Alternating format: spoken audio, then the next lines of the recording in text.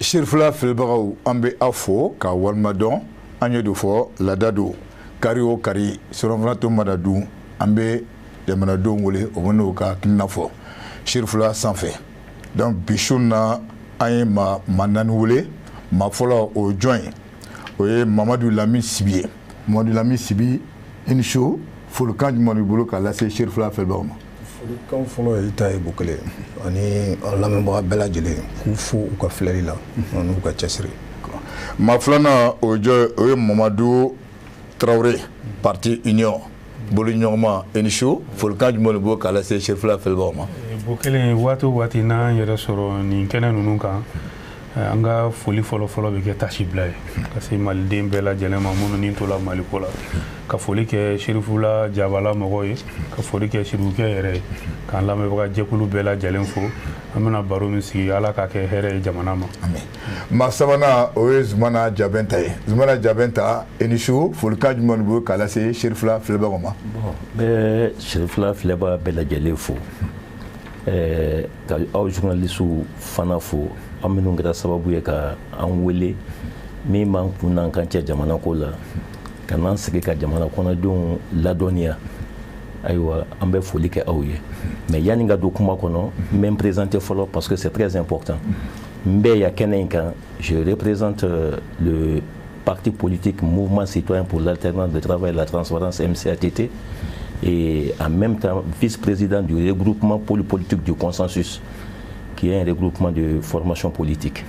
O de ala sakwa sako. Donc n b'a da bɛɛ kulo kan k'a fɔ ko Jami Bitar Lo kun kan ka k'i kɛnɛ kan mais a y'a yira n na k'a fɔ k'a b'a fɛ k'a ka vice-président bila ka na na sabula degun dɔ sera a ma donc vraiment an b'a fo kosɛbɛ merci beaucoup. maa naaninan o jɔ ye maa dogolen tɛ donc Mohamed Cherif Aïdara donc monsieur le président i ni su folikan jumɛn b'i bolo k'a lase Chérifula filɛbagaw ma.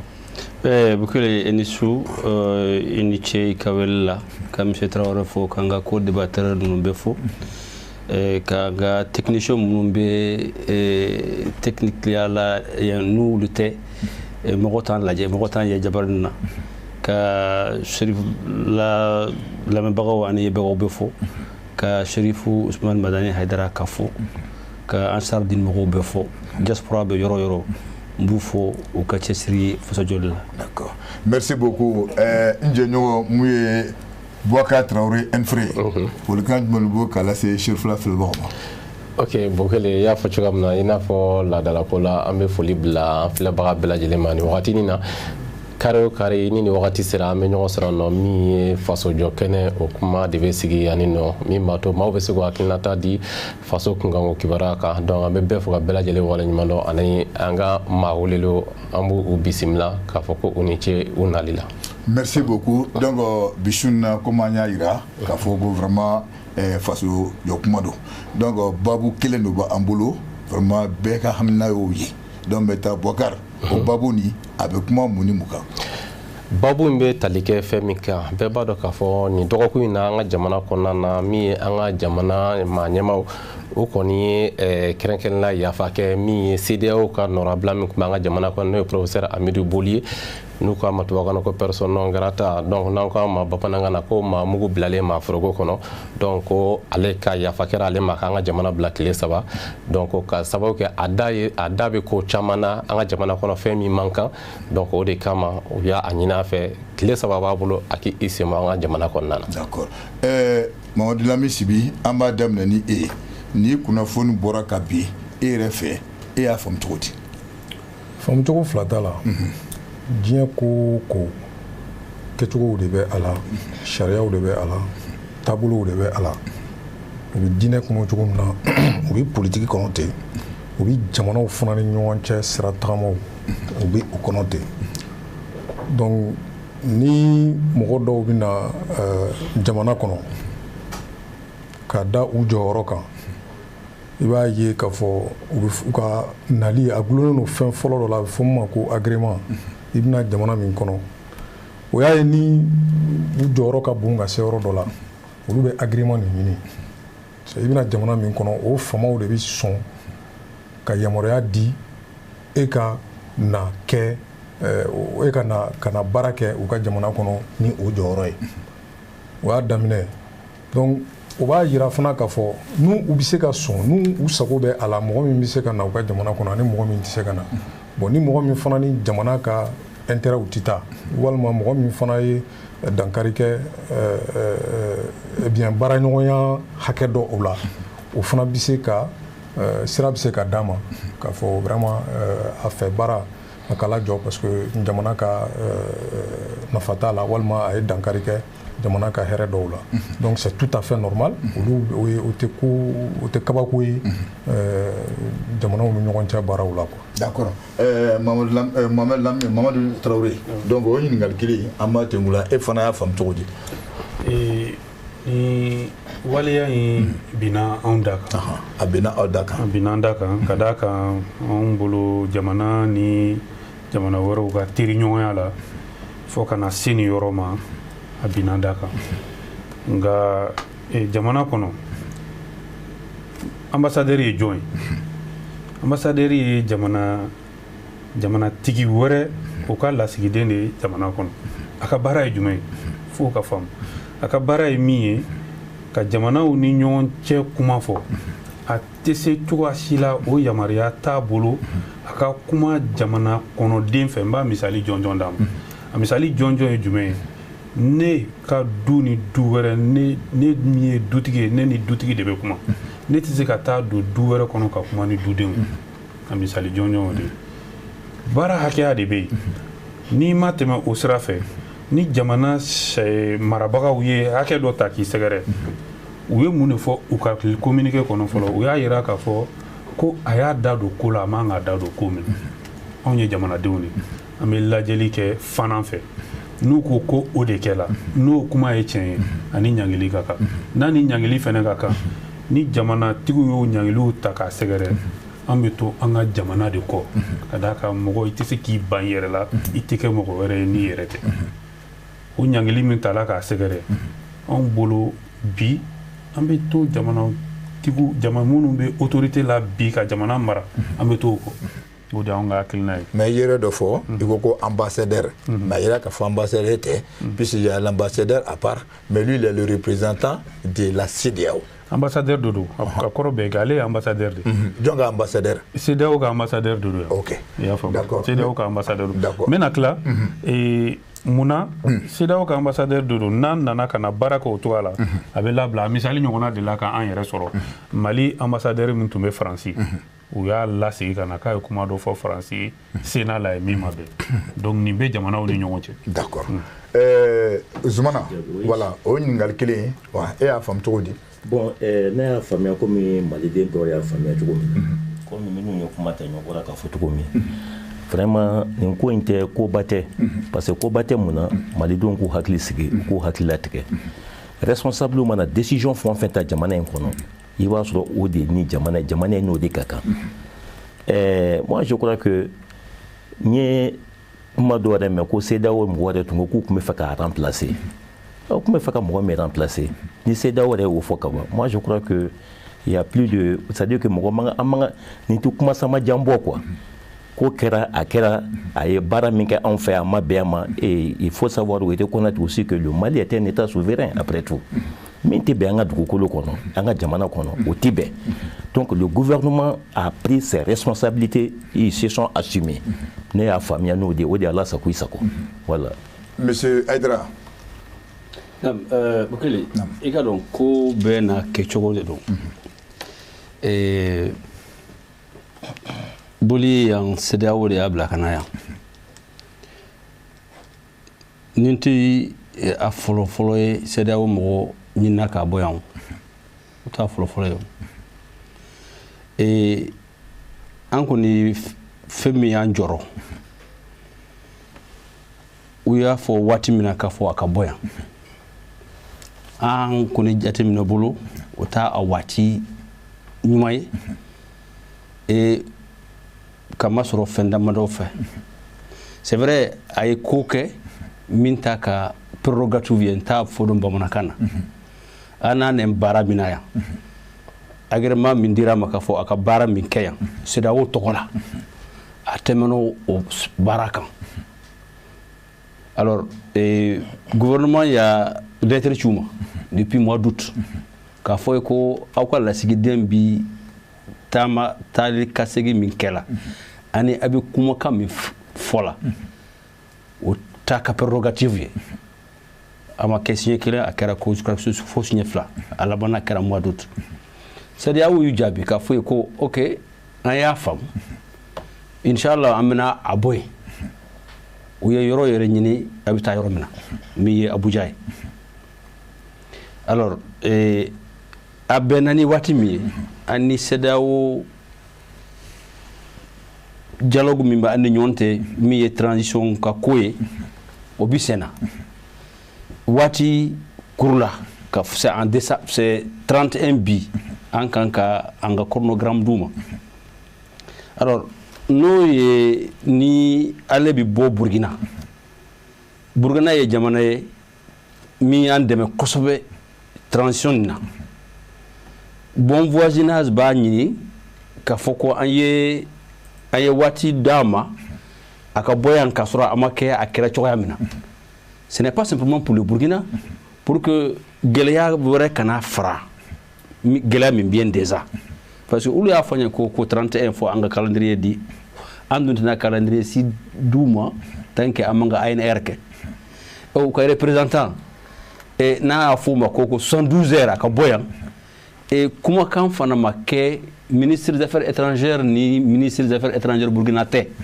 olu dun kumana 2 jours avant a tun kan k'a fɔ a ye ko hey i ka cɛ an b'a gɛn ka bɔ yan mais o ma fɔ donc boli tannen o bɛna kɔlɔlɔ dɔ lase an ma d'accord kɔfɛ voilà an bɛna s'o ma Bakari ɲininkali bolo k'a ɲɛsin u ma ok n bɛ ɲininkali min kɛ kɛnɛkɛnɛ la n'i ye jateminɛ kɛ nin kɛwale min filɛ nin ye donc est ce que furukufuruku ni wagati laban in na a kun kuma cayalen don Mali ni CEDEAO ni ɲɔgɔn cɛla la est ce que ɲɛmaaw ye jateminɛ kɛ o ko dɔ de la ka ni décision sugu ta wa bon n t'a dɔn i bɛ mun ma ko furukufuruku komi a ma ɲɔgɔn faamuyalibaliya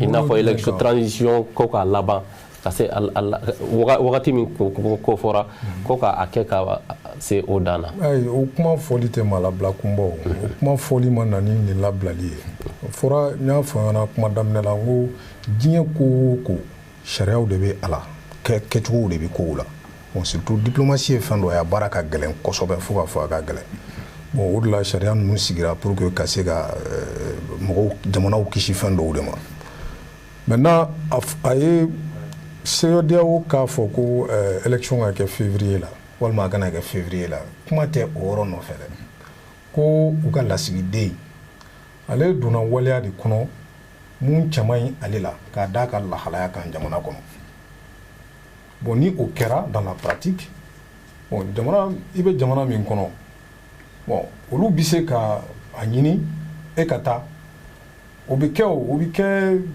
diɲɛ fan bɛɛ fɛ a bɛ tilen ka kɛ dɔw la yɛrɛ bɔ ti kɛ a kalama mais minnu b'a jate k'a fɔ ko an ni CEDEAO cɛlala bi yɔrɔ min na bi an bɛ yɔrɔ min na bi olu ka fɛn dɔ faamu k'a fɔ ni fanga bɛ mɔgɔ bolo ne yɛrɛ bɛ fanga kɛ fɛn min ye ala ka danni kɔnɔ o ye comme monstre quoi b'a fɔ fɛn dɔ don a ka girin i ma a bɛ se k'i dun ni i ma se a dɔn tɛ cogo la ka a dɔn tɛ k'a mara k'a minɛ ka ɲɛ n'i ma se o la ale b'i dun mais n'i sera a la a bɛ kɛ arme ba de ye e bolo quoi jamana bɛ lahalaya min na bi i bɛ contexte jate minɛ c'est à dire que an ka jamana in binnen don a kelen de b'a fɔ ko sama sogo de fɛn caman mɔgɔ camanw ɲɛ b'a la jamana wɛrɛw ɲɛ b'a la k'a sama k'a k'u ka marafɛnw ye a sɔrɔda siraw o ye diɲɛ jatebaw ye quoi donc ni an bɛ o kɔnɔ ka na ye tuguni k'a fɔ ko an ka fanga n'o de ye état yɛrɛ ye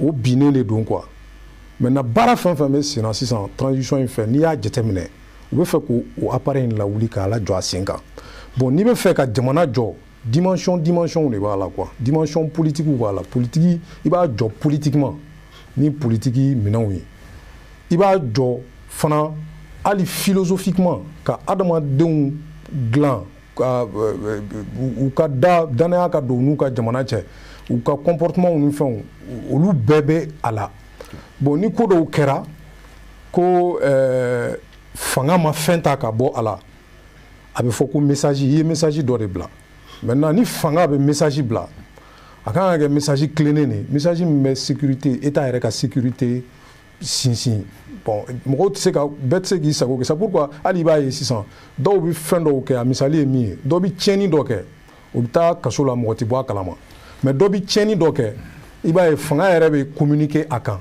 k'a fɔ ko a y'a kɛ parce que a ye tiɲɛni kɛ bɛɛ bɔra a kalama mɔgɔw bɔra a kalama ko Karim Masina ye nin tiɲɛni kɛ réseaux sociaux sanfɛ i n'a fɔ bɔlɔlɔ sanfɛ sisan donc a ye opinion atteint maintenant opinion fana jɔyɔrɔba de bɛ fanga ka stabilité la maintenant n'a opinion atteint a bɛ fɔ min ma effet mimétisme ni fuma siri o la mɔgɔ wɛrɛw bɛ se ka segin a kan walima a bɛ se ka hakilina di mɔgɔ wɛrɛw ma k'a fɔ ja fanga jɔlen tɛ walima k'u tigɛ sariya yɛrɛ la donc i b'a ye o tigilamɔgɔ ninnu olu ka kasolataga bɛɛ bɛ bɔ o fana kalama pour que k'a yira jamana kɔnɔdenw na k'a fɔ n'i ye nin kɛ i ni nin de ka kan. ok basi tɛ Mohamed. donc peut-être ka nin kuma yɔrɔnin boucler leçon 10 fana bɛ fanga mara la quoi gouvernance kɔnɔ ni jamana kalifalen don i ma fɛn dɔw bɛ yen nɔ olu tɛ se ka tɛmɛ quoi.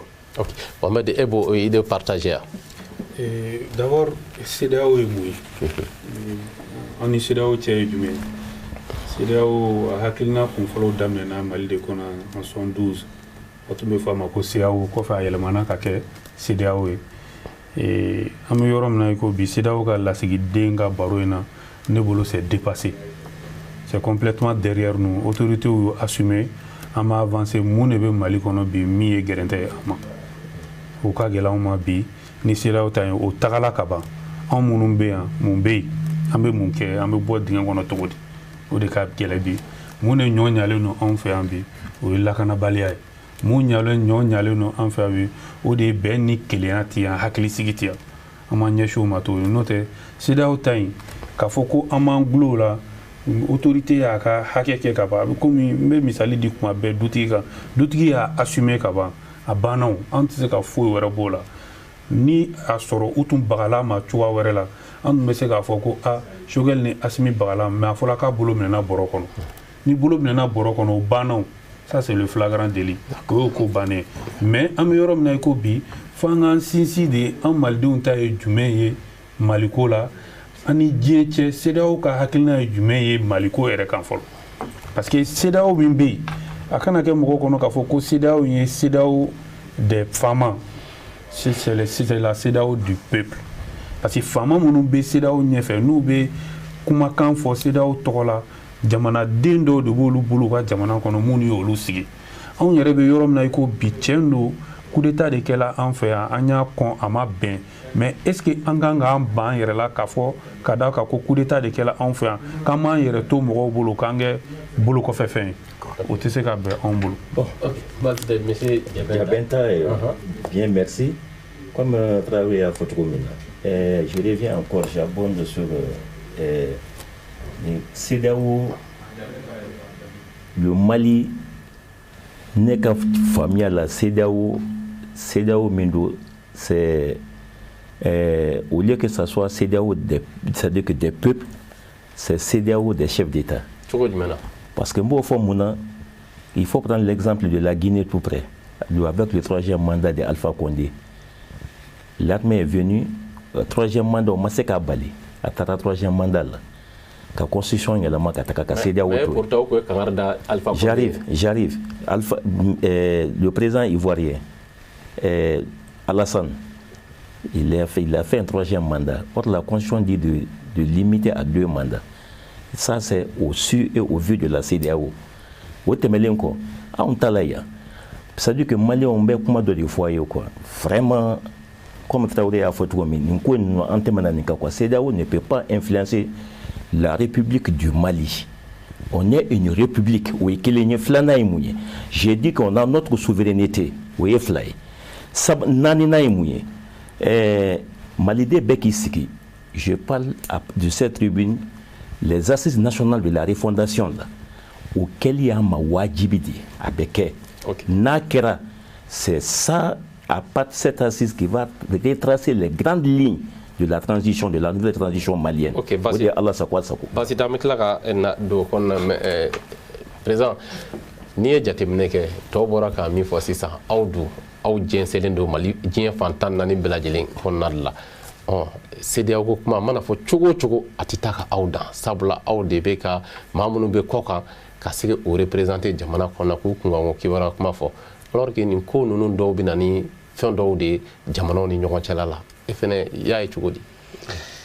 Écoute, i ka ɲininkali diyara n ye c'est vrai que boli ye ko min kɛ a man kan ka kɛ mais an bɛ min fɔ a gɛn cogo a ma bɛn mun na a bɛna kɔlɔlɔ de lase an ma semaine min natɔ le 7 exactement les chefs d'état de la CEDEAO u bɛɛ bɛ ɲɔgɔn u bɛ réunion extraordinaire kɛ u b'a kɛ Mali ka transition kan ani Laginɛ ka transition kan n'i ka ambassadeur gɛn CEDEAO c'est tous les 15 états je crois réunion ka kɛ o kɔfɛ i bɛna dimi ne kɔrɔba ou bien i bɛ ntɔla lamɛn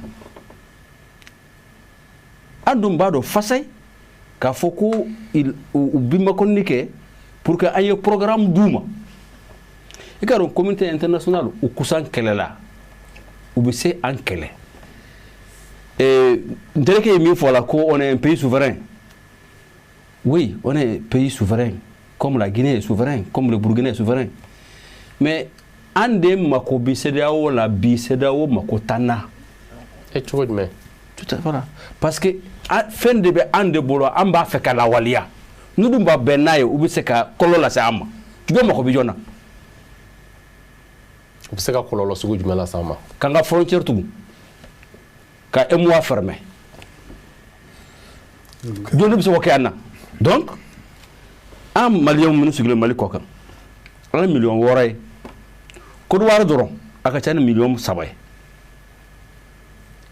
n'a fɔra bi kɔlɔlɔ sera frontière tugula CEDEAO bolo ou bien BCEAO tugura an bɛ fɛn min lana n'i y'a ye ha bi anti guerre civile la c'est parce que an bɛ wari lana donc mɔgɔw min bɛ se ka kɔlɔlɔ lase an ma o de ye CEDEAO de i ma communiqué de conseil de sécurité ye kunun wa u ye mun de fɔ yanni communiqué nin ka kɛ u ye mission de bila ka na fɔlɔ mission nali san fila u bɛ mission kɛ u ma kɛ transition o kɔsɔn mais u ko seginnen ka bɔra yen u taara Niger u ko segira New York u ko kuma bakuruba la ko fɔ transition ni ka ban février an dun y'a fɔ ko an t'a ban tant que an ma ANR kɛ bien que an sɔnna ma k'an bɛna ban février a filanan u ko CEDEAO mana bɛn fɛn o fɛn ka Mali ka problème la ko bɛ Mali soutenir et n'a fɔra ko o CEDEAO kelen i y'a ka ambassadeur gɛn don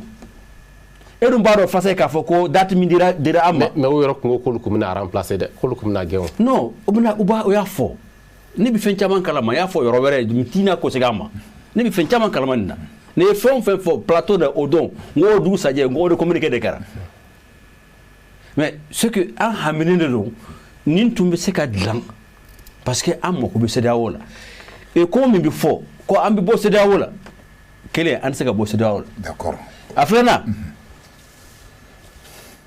on est dans la zone UEMOA CFA a sabanan n'u tu hali wari transfert n'u y'o datugu on peut survivre pendant quelques mois mais an haminen bɛ yɔrɔ min na wa ne bi gouvernement ninnu bɛɛ jalaki ka bɔ Alpha Umar Konare la ka se ATT ma ka se hali ni transition na i ka dɔn EMOA kɔnɔna na c'est-à-dire en zone CEDEAO jamana ninnu bɛɛ ils ont 45 jours de stock n t'a fɔ bamanankan na 45 jours de stock de carburant mais an Mali n'u ye frontière tugu sini on a pour 5 jours au maximum 7 d'accord et ça c'est de mobile court de casa ok Sibi ne ka ɲininkali yɔrɔ min na comme Diabenta parce que le thème c'est sur le problème de la CEDEAO an bɛ don o kɔnɔ donc sisan a fɔra ko a jalaki y'a ta k'a ye ko dɔ kɛ déstabilisation o kuma fɔra et puis maintenant k'a ni parti politique dɔ sigira o ni société civile dɔ sigira yɔrɔ nin vraiment a bonna ban e bɛ se ka an b'a fɛ k'o yɔrɔ de dɔn ni nin ye argument wala i bɛ se ka mun de fɔ o yɔrɔ kan. o yɔrɔ ma fɔ o ma fɔ ka ban e yɛrɛ seginna kan sisan k'a ni parti politique dɔw donna ɲɔgɔn na walima k'a gɛnni kɛra kun ye ani parti politique dɔw sigira i y'a faamu maintenant ani déstabilisation du voilà. Voilà. E bɛ fɛ k'o nkalontigiya de yan. Non ne b'a fɛ k'i ɲininka voilà. a bɛ o ka yamaruya kɔnɔ. bon n'olu kɛra n'olu kɛra sababu ye ka fɔ ma. an ka ɲɔgɔn faamu n'i bɛ c'est-à-dire que n'i bɛ jamana kɔnɔ ni lahalaya ninnu na bon par exemple ambassades ni k'a fɔ ko u ni parti politiques tɛ se ka kuma ou bien u ni société civile tɛ se ka kuma o tɛ dɛ aw kana an kana fɛn bɛɛ ɲagami quoi o tɛ. o jumɛn ye. ambassades bɛ se ka teriw ɲini jamanaw kɔnɔ u ka jamana ka teriyaw ɲini a bɛ se ka kɛ société civile ye a bɛ se ka kɛ parti politique ye teriw bɛ k'u la u b'u ka mandaw kɔnɔ non ayi le caractère subversif c'est-à-dire que kow fin cogo ye kelen ye u mɛnɛmɛnɛ cogo tɛ kelen ye. cogo di. ni i bɛ jamana kɔnɔ i sera parti politique dɔ ma ka teriya siraw walima bɛn kuma ɲɔgɔnyaw tɛmɛ aw ni ɲɔgɔn cɛ yaasa ka e ka jamana ka intérêt c'est-à-dire que teri ɲɔgɔnyaw quoi k'olu latɛmɛ k'a sɔrɔ ŋaniya jugu t'i kɔnɔ k'a ɲɛsin i bɛ jamana min kɔnɔ o fanga ma o bɛnnen don mais e ye jamana kɔnɔden dɔw gɛrɛ i yɛrɛ la agenda wɛrɛw b'e bolo c'est-à-dire que ŋaniya jugu de b'e bolo k'a ɲɛsin jamana fanga ma parce que olu diminen don u yɛrɛ ka fanga kɔrɔ. e bɛ mun fɔra ne ye ɲininkali min kɛ est ce que nin ye dalu dɔ ye ou bien e fɛ kuma min fɔra nin ye lɛgɛsɛ de la parce que nin ye dalu ye. dalu cogo di tan. ne b'o de ɲɛf'i ɲɛna o mais dalu de don kɛ e bɛ se ka na mɔgɔ ka jamana kɔnɔ cogo di k'i bɛ u ka bɛnbaliyaw k'i bɛ jouer o kan yaasa ka situation tɔ tiɲɛ ou bien k'a profiter ni ŋaniya juguya ye o de le caractère subversif la o de y'a tiɲɛnima yɔrɔ ye ne bɛ k'o yɔrɔ de f'i ɲɛna o min fɔra peut-être ni e bɛ fɛ k'o nkalontigiya e bɛ na ni preuve du contraire ye sinon ne da k'i ɲininka de o fɔra papier kɔnɔ ou bien o ma fɔ. o fɔra papier kɔnɔ o fɔra papier kɔnɔ wa a bɛɛ n'o o fana bɛ gɛnni kun bɔ mais maintenant n bɛ fɛ ka min fɔ Haidara bɛ ka taa ni kuma ye bolo min kan. mais kɔfɛ an bɛna sigi o kan parce que lui il allait un peu rapide an bɛna sigi o débat kan o y'a faamu sisan voilà an bɛna taa donc Mamadu o ye nin wala. min fɔra communiqué kɔnɔ o de la n ko ambassadeur ye jɔn ye an ka ɲɔgɔn bilasira ambassadeur ka baara tɛ ka politique kɛ jamana wɛrɛ kɔnɔ. mais ne b'a fɛ ka yɔrɔ min da a tɛ ka politique kɛ mais comme y'a jira est ce que a dalu bɛ k'a fɔ ani politique mɔgɔ jumɛn de sigira ka kuma fɔ ko bon ko o bɛnna o tun bɛ fɛn dɔ de labɛnna ne b'a fɛ wala ko bi o kuma de fɔra a yɛrɛ mun ye politicien a nin ye o bɛ se ka kɛ cogo di. jamana marali hukumu kɔnɔna la a gundo bɛɛ tɛ bɔ ka da kɛnɛ kan. n ko minɛn dɔ de bɛ jamana marabagaw bolo n'a bɛ f'o ma ko sécurité d'état u bɛ baara min kɛ yali u b'a bɛɛ da kɛnɛ ma ne ma da la n'u b'a bɛɛ da kɛnɛ ma. donc ko sécurité d'état de ye nin kuma ninnu. n bɛ na nin ye olu bɛ yen ka jamana de lakana n'u bɛ ka jamana lakana ŋunuŋunukan ni ɲuguɲugukan min bɛ dugu ma o ka baara ye k'o ɲɛɲini k'o ɲɛdɔn n'u y'o ɲɛdɔn u y'o ɲɛdɔn cogo min na a bɛ komi aw journalistes b'a fɔ cogo min na ko non ko min ye n ka information di ko n t'a tigi tɔgɔ fɔ a fana b'o cogoya kelen de la. n'a bolo minɛna bɔrɔ kɔnɔ a kan ka gɛn. donc c'est à dire a bolo minɛna bɔrɔ kɔnɔ. a bolo minɛna bɔrɔ kɔnɔ parce que CEDEAO yɛrɛ ye o ko sɛmɛntiyaw olu ko ko u tun bɛna a remplacer n'olu ko k'u tun bɛna a remplacer ka ban an tun bɛna a remplacer a fɔra ye ko mɔgɔ aw ka mɔgɔ bɛ yan min ye fili kɛ a y'a yɛlɛma a ye taa n'a ye joona aw ko ko awɔ an tun bɛna a remplacer a bɛ ka min kɛ kɔlɔlɔba don a kɔlɔlɔ fitinin don o t'aw ɲɛ sira la bilen. nin tɛ fiɲɛ foyi don ani CEDEAO cɛ parce que mun na CEDEAO yɛrɛ y'a reconnu k'a fɔ k'u ka lasigiden bɛ yen ko fili dɔ b'a yɔrɔ anw yɛrɛ fɛnɛ ni anw ye politiki mɔgɔ ye ni min bɛ yen n'a kɛla n'a ma ɲa foyi t'anw siran Asimi ɲɛ foyi t'anw siran Choguel ɲɛ k'o fɔ a ɲɛnɛ mais n'a fɔra k'i bolo minɛna bɔrɔ kɔnɔ cew ka ban baara gɛlɛyala anw tɛ se ka ni mɔgɔ ni ba sinamuso bɛ ɲɔgɔn na i bɛ fɛɛrɛ kɛ i ka duwawu ye i ba ka se k'a bi. mais ne b'a fɛ ka yɔrɔ min dɔn o politiki mɔgɔ minnu sigira nin a bɛ se ka kɛ jɔn ye à peu près. non bon anw tɛ sécurité ne kɔni kɛla sécurité d'état ye don min na ne b'o f'i ye bi ne kɔni ta ye. ah d'accord. Karabenta on rentre dans le thème une question posée voilà déstabilisation avec. bon Messieurs les journalistes, j'ai très bien compris comment il y a j'arrive. Comme Malidien Bebadon aujourd'hui, nos responsables actuels, ou cette décision fouita, Mimbita, Diamana, ça dit freely sera fait. Ni où y a décision font fenta, Diamana ka here de bola, parce qu'il va soit où y a yédi, à Nakakan, où décision mita, c'est pour cela que j'ai dit, ils ont été courageux. Moi, en tout cas, vraiment, avec appréciation, ils ont été courageux.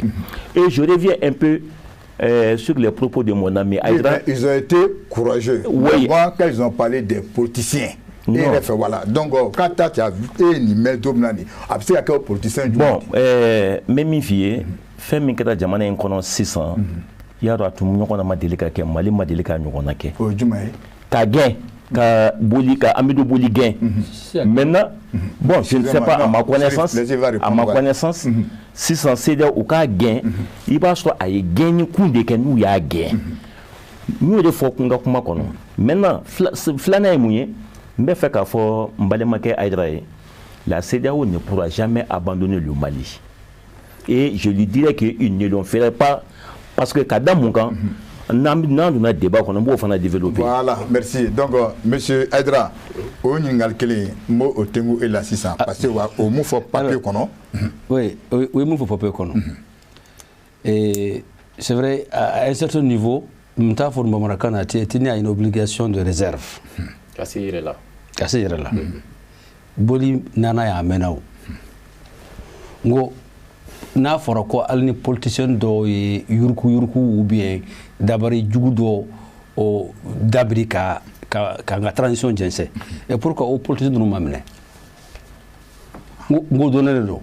Pourquoi o ma minɛ. Pourquoi o ma minɛ en tout cas ne bɛ société civile min na conseil national de société civile a ma se an fɛ a ma kuma a fɛ ne ti mɔgɔ dɔn a kumana min fɛ o ye kelen ye a filanan mɔgɔ minnu min b'a fɔ bi. K'a fɔ ko ale ni politicien opposant bɛ ɲɔgɔn na n ko teri de don n ko ale tɔgɔli tun bɛ ɲɔgɔn ye tuma bɛɛ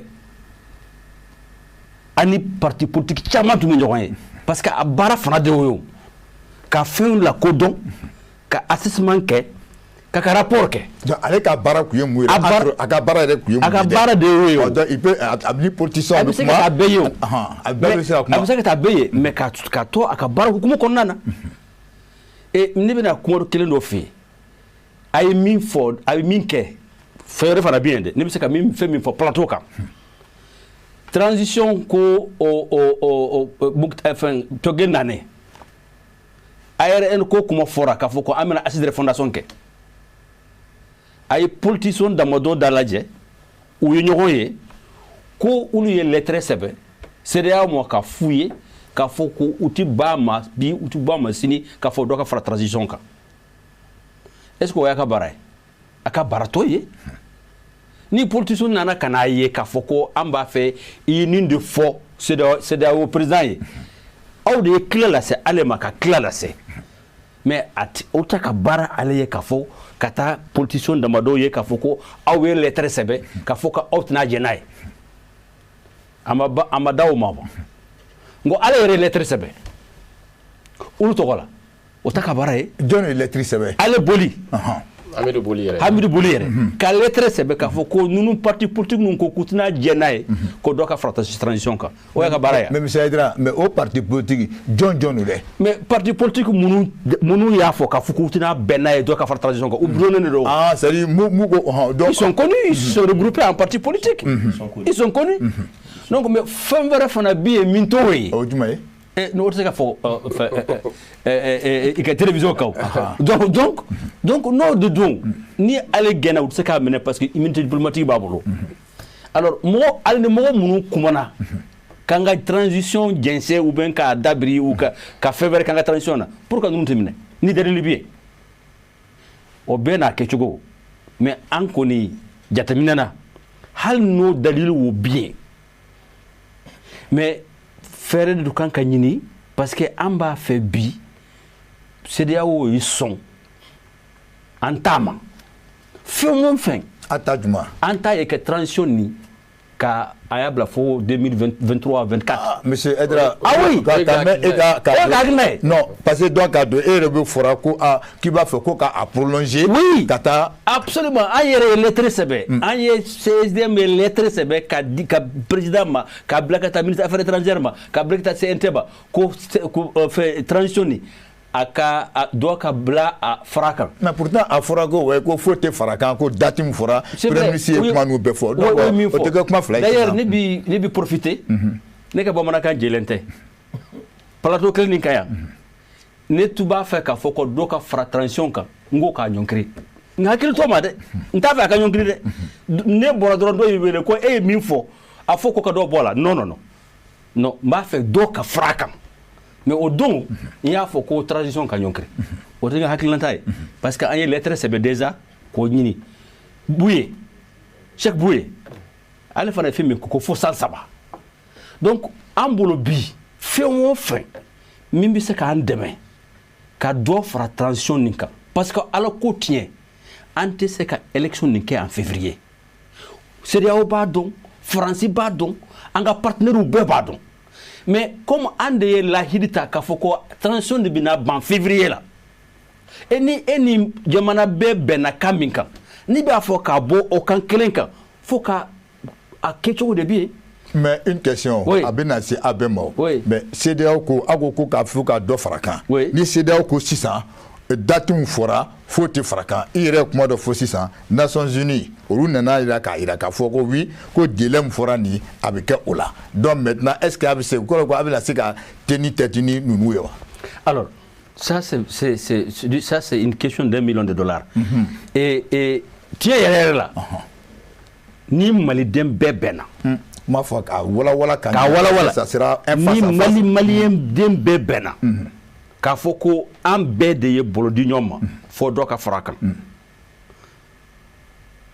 CEDEAO, France, Amérique ou bébé ko sege. Mais manon ma be kelemo. Mais nous n'allez. Mais na ma biam. Ou bena a côte là très ko fly. Nous ma do farakan fo ay sans saba me ñini. Tout mo do ou bena do farakan kalo saba. Ou ba fo ko kalo woro. Am bolodum hali sankele autant problème réglé. Parce que sécurité problème bien. Doma boala faut faire min farakan. Donc en kuni jate mine bono bi namba fait ko dunya be ka kosigi ka to malitama aya ke iba fo Maroc ya ke choyamna Chérif la me bago ou yena me Kosovo 16 novembre 1975 Roi Hassan II ko bereke pour espagnol lu kabo u ka Sahara la amassé o mundeke kuye Marocain bi yoro mobilité gi bi yoro Maroc kono ko ube ka ñogon be Sahara la 350 000 personnes il se ta Google là il va taper le 6 novembre 1975 il va donc au Sahara Sahara là espagnol ko OK anga sika comment une semaine après Sahara boray pas Sahara espagnol tara donc ne be fait mi lañini mal dembema nambe benama ka foko dunya kanka to antadema parce que Mali a antade c'est vrai c'est des soldats Sahara yan soldats Mugan ba Mugan ani woro de bien nationalité bisabani fla ambo bedon nambe yanga mobilita mobilier mo bolo ambe ka wuli Bamako ka teme Ségou anga si Mopti kata Gao kata Tombouctou kata Kidal ka foko aye min fo habito entendement bon d'accord comité international on va to entama mais no make nous fait frakan kalo saba kalo woro no bana amena segi anga nola d'accord mais ne be mu fo o e ka akilina yi mo mborani mais c'est ça il dit là qualité flado groupe follow ni fandon parce que groupe wora be mu ko non doté fara doté prolonger à wal olu fana be donc maintenant Mamadou Traoré en tant que président parti politique et c'est ka mudo fo ora parce que ni CEDEAO ko faut fara kan datum fora avec toi là maintenant Nations Unies fana na no ga faire yala c'est absisa ke face à face à ni non chawa ate ke face à face Bokele n'i bɛ kuma ni mɔgɔw ye i bɛ misali de di minnu yɔrɔ man jan kosɛbɛ. O yɔrɔ jumɛn ye? M5 wulila ka kɛlɛ la waati min na CEDEAO ka ligne rouge tun ye ko IBK tɛ taa. A tagala. Coup d'état dun ma kɛ yan? A tagala. Coup d'état ma kɛ wa? IBK t'a la. Ayi e ka répond coup d'état ma kɛ wa? N bɛ na ni o, e ka to ne bɛ avancer. Ayi mais M5 ma la ta mais c'est un coup d'état non? N bɛ na ni o. A tagala ligne rouge tɛmɛ franchi la. CEDEAO kelen in tilala ka na. CEDEAO bɛ mun de la? CEDEAO bɛ jamanadenw de ka hakilina lajɛ. Mun bɛ malidenw kɔnɔ bi? N'an bɛɛ bɔla bi ko Asimi ka taa, CEDEAO bɛ fara an kan Asimi bɛ taa. N'an bɛɛ bɔla bi ko transition tɛ taa ɲɛfɛ, CEDEAO bɛ fara an kan, communauté internationale bɛ fara an kan. K'a fɔ ko CEDEAO fɛnɛ mɔgɔw bɛna a to Mali ka to kɔlɔlɔ kɔnɔ, o tɛna kɛ, bɛɛ k'i hakili latigɛ o la. Malidenw bi, mɔgɔw ka laɲini ye min ye, n'i y'a ye fanga min tun b'an kun na IBK fanga n'a binna, a binna anw y'a kuma fɔ yan, n y'a fɔ plateau in kan yan, n k'an mago bɛ conférence nationale souveraine na, a don mɔgɔ caman m'an faamu. San 2018 députéw ka mandat mɔnɛ bɔli, an y'a fɔ ko ka constituante sigi, ko fɔ maa caman ma an faamu, maa ma da an ka kuma la. CNT ye constituante de ye, mais ça a été mal fait, c'est très mal fait. An ka bɔ yen, an y'a fɔ san 2020 ko député kalata kana kɛ, ko n'a kɛla k'a bɛ na ni kɔlɔlɔ ye, a kɛla IBK binna, a ma mɛn tuguni. Nin kɛnɛ kɔnɔ an b'an ka président fo, n'o ye kofɔ président ye, Dr Abdoulaye Amadou Sy. A ye kuma ta premier ministre ka rencontre la politique mɔgɔw tun bɛ yen, an y'a yira k'a fɔ ko transition in san 5 ka fara kan, n'o tɛ gɛlɛya m'an da la, n'o ye lakanabaliya ye, a tɛ se ka ban, n'a banna ten, ni transition banna février, CEDEAO mɔgɔw hali u ka n'u ka doni jigin ka bɔ mobili kɔnɔ mars. D'accord, donc san 5 bɛ fara kan, maintenant san 5 bɛ fara kan, Assimi reste président, Choguel reste comme premier ministre. Les gens vont définir ça, c'est pas ne kelen tɛ se k'o hakilila tigɛ yan k'o perepere tigɛ. Ah, comme ko ko que tu te marques 5 ans ka 5 ans. An ko fɔ ko ka san 5 fara kan. Donc Assimi reste, et puis maintenant Choguel reste du premier ministre. An bɛ bɛn o kan, o ye malidenw ka bɛnkan ye. D'accord. I y'a faamu. Makila, e de ye kuma tɔ ta. Sisan, an ka laɲini ye o la min ye, an y'a fɔ k'a fɔ ko san 5 ka fara transition kan. Mun na an y'a fɔ? Ne na ni. I cɛ o cɛ ko k'i bɛ février kalo san 2002. I bɛ défi lancer o la dɛ. Awɔ. San 2002.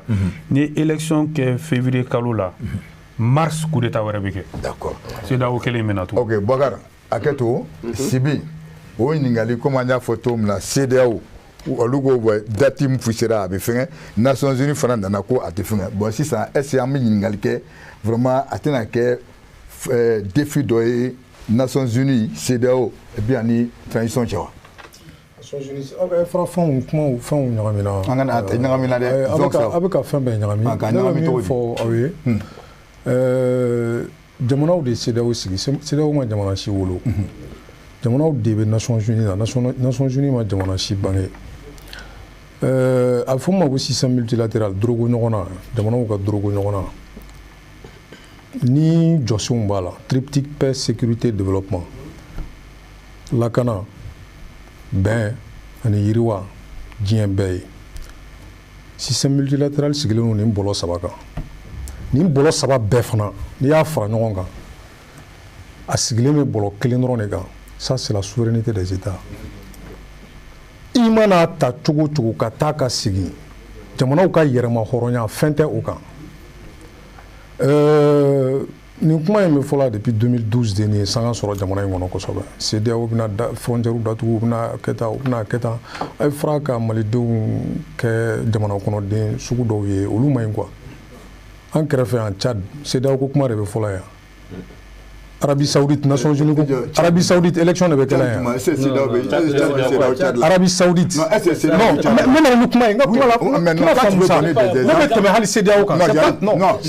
bon exemple. C'est un très bon exemple. C'est pour vous dire que. Il faut nous donner un exemple maintenant. Voilà. Pardon, M. Aydra. Je sais que le Tchad n'est pas la CEDEAO. Mais suivez mon raisonnement. M. Aydra, pardon. Allez-y. Je viens. M. Aydra, voilà. Vas-y. D'accord, M. Aydra, laisse-le parler. D'accord, allez-y. Je vais ka misali de fiɲɛna dɔrɔn n ko diɲɛ n'i ye diɲɛ ta k'a lajɛ jamanaw b'u ka intérêt de nɔfɛ dɔw bɛ dugu ni fɛn ninnu kɔfɛ k'a ɲini ka mɔgɔw papa kuka u b'u yɛrɛ ka nan dɔrɔn de nɔfɛ o de la n ye Tchad ta Tchad i bɛ CEDEAO ko kuma de bɛ fɔla Tchad CEDEAO ko kuma tɛ fɔla ye olu bɛ k'u ka jamana ouais a kɛra CEMAC a kɛra Nations Unies ni comme tu connais le droit international mention le CEMAC. Vas-y. Je suis poli, je vous laisse parler. Je t'ai donné la parole, donc il faut parler. Voilà, vas-y. Nitara Arabie Saoudite. Bon, d'accord. Vas-y. Désormais, je suis très teigneux. Il me sait teigneux. Mais, Nitara Arabie Saoudite. Et bien, Nations Unies et l'Arabie Saoudite, qui a élection organisée. Qui a États-Unis, démocratie, nous on a. Où t'es? Ni tara Londres, Grande-Bretagne, Royaume-Uni là, olu ka démocratie kɛcogo o fana ni jamana wɛrɛw ta tɛ kelen ye ainsi de suite. Non, n bɛ fɛ k'o de f'i ɲɛna dɔrɔn jamanaw ka koron k'u don jamana dɔw da fɛ a bɛ ye jamanaw yɛrɛ maracogo de bolo kan quoi. N ka kuma b'o yɔrɔ de nɔfɛ quoi. E bɛ ka na ni fɛn fɛn ta CEMAC ni fɛn CEMAC histoire ayi Bokele donc aw ka a to n ka kuma i ye temps de parole di ma a cayara kosɛbɛ dɛ. Ouais, mais ma première fois je t'invite. Voilà, je m'excuse à Foma. Ne bɛna kuma di ma. Monsieur Karabin Jamin Tangata. Bon, merci bien, je rejoins un peu Aïdra et M. Sibi. Au bas comme il faut, c'est-à-dire que pour être bien précis, le Mali est une entité de la CEDEAO. La CEDEAO ne peut pas abandonner, ne peut jamais abandonner le Mali. CEDEAO, tu sais que Mali là, Tukushila, parce que tu sais que Banamuna, on nous doit dire, ou Ekilenye, Flanaïmouni. Aujourd'hui, même les Nations Unies, ils savent aujourd'hui que la population malienne, gouvernement, au Bebo don, CEDEAO au don, Nations Unies au don, mobilisation Minoubeka, c'est ça. Mali reconnaît au Béa donc aujourd'hui élection côté Mali Hakila février là. Donc nous donnons des dos. Aujourd'hui la CEDEAO serait obligée parce que en reka moko debe minu be pour parler la CEDEAO diplomatiquement. Mais wajibi de jamana kono. C'est pour cela à Yemi Fossessan, je le rejoins un peu à ce que l'anga kuma de kan, j'ai dit que le Mali est un état souverain. Dans la souveraineté bamoulo, jamana kono donc la majeure partie de la population malienne aujourd'hui. Les 2 tiers à Tachoué ou Loubé fait transition à Kakodoka Faraka. Fama Minoum Bébé, Malion Bouko, ou Bouko sous Bouko clé. Mais donc la CEDEAO, à l'encontre de ça, hein, ils seront obligés de suivre cette population malienne. Mais demain, on ne va faire qu'il comme Nafroko quand Dofraka. Donc, je crois que Erefaka parti. Assimi reste, maintenant, Chega reste comme Premier ministre. Bon, j'ai dit que, au met au Noro Boykako, la Kokumana Peu. Ouais, une blasera. La transition, transition, 9 mois. Transition, on dirait que transition, c'est quand Choguel est venu. Choguel, c'est qui j'arrive. Choguel, c'est qui? C'est le M5. Cette lutte-là, c'est nous qui avons fait partie d'Ibeka. On dit Fangapi. Non, on dit Fangapi. Mauvaise gouvernance de Ibeka, on dit Oulaka Bamako Mene. Ibeka Kafanga Dafri. Au Fanga Dafri. J'ai dit avant qu'Ibeka Kabi. À Espoir Malikroa, on avait déjà fini avec les 3 mois de jalons de la transition. On avait fini. On avait convié des experts. C'est pour l'adoption des TDR, ils ont donné un document, le document du M5. Où il y a Flanaïmouni. Transition, habite dans une date d'affaires, mais à Kanaka Hakemina, assise Manake.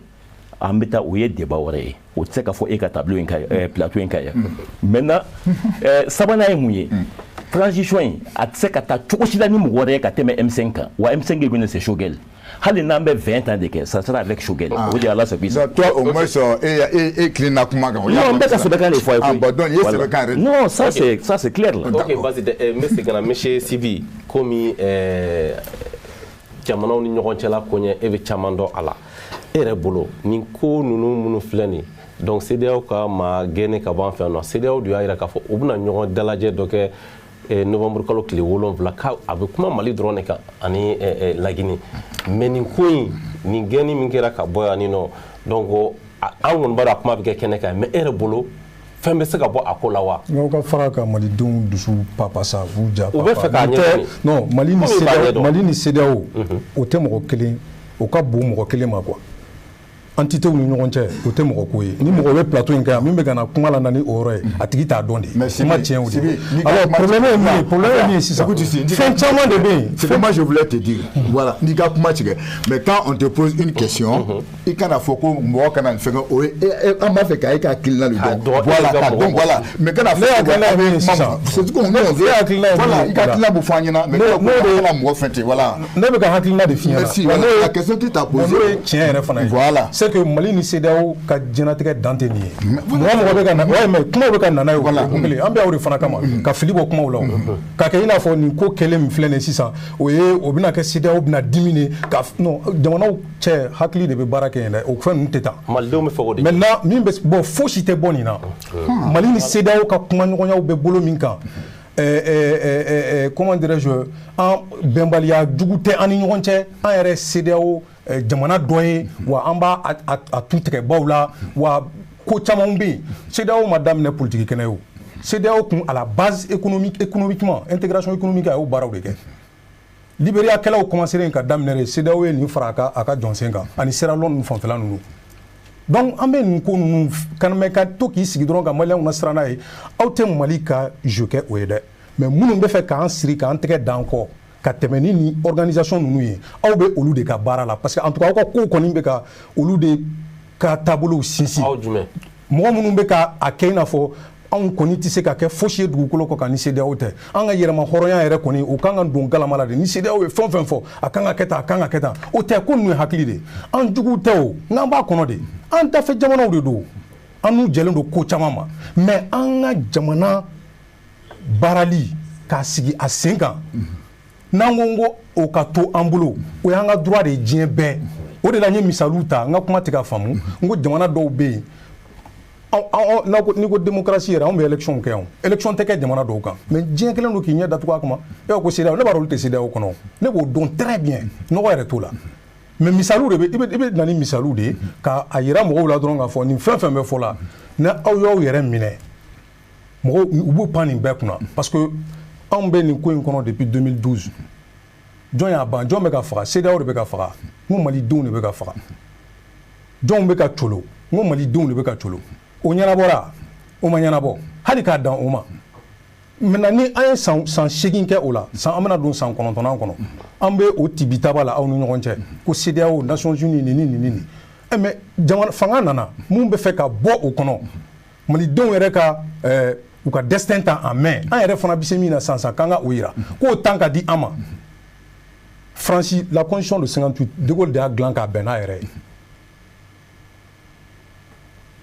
de Gaulle de y'a dilan k'a bɛn n'a yɛrɛ ye ka fɛn bɛɛ suspend parce que France kun binnen don le débat c'est pas mais bolo min kan le débat ça peut expliquer c'est illustratif donc n bɛ fɛ ka f'i ɲɛna dɔrɔn n bɛ ka réalisme de fɔ peut-être que ale tɛ se ka ne ka kuma faamu d'accord o clé t'a bolo mais n bɛ fɛ ka réalisme de fɔ diɲɛ kɔnɔ réalisme de bɛ jouer quoi jamanaw ni ɲɔgɔn cɛ ni aw ka jamana ka intérêt ye min ye jamana kɔnɔdenw n'u ka marabagaw kan ka se k'u bolo di ɲɔgɔn ma k'o baara kɛ aw yɛrɛ ka problème aw ni ɲɔgɔn cɛ a y'o contenu mais ni jamana ɲɛsinnen don enjeux ma mɔgɔ wɛrɛw ma minnu tɛ jamana kɔnɔna na f'u bɛ jamana kɔ kan de diɲɛ jamana ba bɛɛ kɔnɔ mɔgɔw b'u sen da ɲɔgɔn kan de k'u ka nkalonw kɛ kelen k'u ka tiɲɛw kɛ kelen k'i ɲɛsin o gɛlɛya ma fo ka ban après an bɛ sɔrɔ ka ɲɔgɔn sɔrɔ donc mɔgɔ b'i sigi k'a fɔ ko CEDEAO an tɛ se ka taa CEDEAO kɔ an k'a kɛ tan u tɛ Mali arranger bi u tɛ Mali arranger sini. mais e filɛ sisan en tant que cɛ la mais a prolongation mandat dɔ ka fara u ka fɛn kan voilà e bɛ fɛ dɔ ka fara kan fɛn fɛ non Aïssa comme lui il a été clair parce que e fa ka position voilà dɔ ka fara kan wa. Mbokele ko an ka kuma CEDEAO ko kan mandat ko la sisan moi je vais être très clair en tant que président du Front populaire républicain dɔ ka fara transition in kan ni malidenw bɛnna fɛn o fɛn kan ko Mali ka kɛ o ye o ka kɛ anw sɔnn'o ma mɔgɔ agenda si anw yɔrɔ ni fɛn fɛn bɛ sen na tan transition i b'a dɔn mun na anw b'a soutenir 2018 article bɔra l'indépendant na a bɔra fan bɛɛ fɛ o kɔfɛ o y'a sɔrɔ denni yɛrɛ ma kɛ fɔlɔ tu sais nin scénario in an kun ye nin de fɔ quoi pour que Mali ka bɔ dingɛ la un leadership politique affirmé des hommes de sacrifice au sommet de l'État adossé à un ou plusieurs acteurs de taille au niveau international o dɔrɔn de bɛ se ka Mali bɔ nin kɔlɔlɔ kɔnɔ wa o sira de filɛ ka ta sisan k'a fɔ an ye san 8 kɛ aw nɔfɛ hali MINUSMA effectif dɔ ka fara kan dɔ ka bɔ a la nin kuma bɛɛ tun bɛ kɛ Mali kɔ. D'accord. An ye san 8 san 9 k'o la bon ni fanga nana sisan k'a bɛ fɛ ka bɔ o la mɔgɔ minnu bɛ o business kɔfɛ diyagoya olu b'a ɲini ka ficelles sama sama u bɛ tɛmɛ CEDEAO chef d'état de b'a kɔnɔ o chef d'état ninnu fana ka politique intérieure de bɛ yen intérêt de fana gulonnen don o la olu fana ni mɔgɔ wɛrɛw de bɛ ɲɔgɔn kalama kanu wɛrɛw fɛ donc ni mɔgɔ min tɛ o détail ninnu bɛɛ dɔn e ɲɛ bɛ CEDEAO de la mais CEDEAO ye système de ye o. Ok. Ah, système do. Mais c'est un système. Ok. Système de don donc ne tɛ système faamu e bɛ to ka kuma kɛ CEDEAO bɛ na an faga hali CEDEAO kɔnɔ mɔgɔw bɛ sɔrɔ yen minnu ŋaniya bɛ malidenw ye minnu b'a dɔn k'a fɔ ko malidenw sɛgɛnna vraiment an ka tugu kɔ n'u nana ni min ye an k'u ta k'o tugu kɔ o kuma o mɔgɔw bɛ CEDEAO kɔnɔ. Ok, o faamu. ni n kan ka bɔ n'a kuma ye don min na n b'a kuma fɔ n bɛ se ka hali u tɔgɔ fɔ. Ok, Mohamed Traoré n bɛ taa e fanfɛla la Mamadou Traoré n'i ye jateminɛ kɛ Sibi bɔra ka kuma min fɔ sisan nɔ an y'a fɔ n ko CEDEAO kan ka lasigi dɔ kɛ parce que kɔsada na Nations Unies maaw bɔlen yan ni nɔ u taalen u tilala ka communiqué min kɛ donc k'a fɔ ko CEDEAO mana bila yɔrɔ min na donc an y'a fɔ CEDEAO maa min bɔlen an fɛ yan nɔ n'i y'o ko ta k'a lajɛ a n'u ka sigi min kɛ kari nata e yɛrɛ e ye politiki mɔgɔ ye e ɲɛ b'a a ko la cogo jumɛn na e bolo mun de bɛ se ka wolo a la. D'accord, ni plateau sanfɛ il faut que an ka faamu k'a fɔ ko malidenw Mali mago bɛ an ka bɛn de la quoi ko dɔ da jɛngɛnnen don maa ma bɔ ne bolo ni plateau kan an bɛɛ kan bɛ kuma kelen de ma mais mɔgɔw tɛ ka ɲɔgɔn faamu Maliko yɛrɛ problème kɛlɛ ye parce que ne yɛrɛ bɛ n yɛrɛ ɲininka jɔn de sɔrɔla ka forontomugu bɔrɔnin funfun an bɛɛ senkɔrɔ parce que an bɛɛ ko k'an bɛ Mali fɛ mais an b'a fɛli kuma fɔ cogoya min na an tɛ ɲɔgɔn faamu a sira fɛ kuma foyi ma fɔ yan min bɛ Mali bɔ k'a di a jugu ma ne ka kuma ye min ye bi ni malidenw bɛnna ka feuille de route bɔ ka yira k'a fɔ ko anw bɛnnen don an bɛ fɛ ka jamana mara nin cogoya la kelen conférence nationale souveraine an y'a wele ten minnu bɛ fanga la olu ko ko ANR ka taa o la ka CNT ka élargi ka bɔ mɔgɔ 100 ni mɔgɔ 21 na ka kɛ mɔgɔ 100 ani mɔgɔ 47 ka k'o ye ka gouvernement d'union nationale sigi ka feuille de route bɔ min bɛ bɛn sanga min ma an bɛna nin de k'a kɔnɔ k'o daminɛ kɛ lakana ye k'o filanan kɛ kalata minɛ minnu bɛ yen n'a bɛ fɔ o ma ko fichier k'olu labɛn k'o sabanan kɛ an bɛ taa organisation na élection na o kɔfɛ ne ma da ni CEDEAO bɛ ban ma ka d'a kan CEDEAO bɛ k'an kɔnɔ bi ni mun ye aw bɛnnen don wa aw bɛnnen tɛ wa aw bɛ mun b'aw bolo est ce que hakili jagabɔlaw b'aw cɛ ma mɛ n'an tola furugu ni ɲɔgɔn sama la an tɛna se ka ɲɔgɔn faamu ligne rouge tɛ CEDEAO bolo CEDEAO ka ligne rouge ye peuple de ye n'a fɔla bi ko n'i y'a fɔ n'i ye CEDEAO mɔgɔw ta k'a lajɛ minnu bɛna bɔ an ye u kun bɛ sumala o ka bɔ aéroport la ka se Kuluba ou bien hôtel Salam na fɛn ka nɔgɔ k'o bɔ mais Aïdara y'a fɔ k'an ka taa Kidal ne tɛ taa dɛ moi je n'irai pas an bɛ taa cogo di n'i y'a ye an ko bi ko lakana sabalitilen tɛ n'a sɔrɔ an bɛ se ka wuli bi ka fara ɲɔgɔn kan ka taa Kidal ce qui veut dire que problème banna problème de bɛ yen anw ka problème fɔlɔ an kun tɛ sumala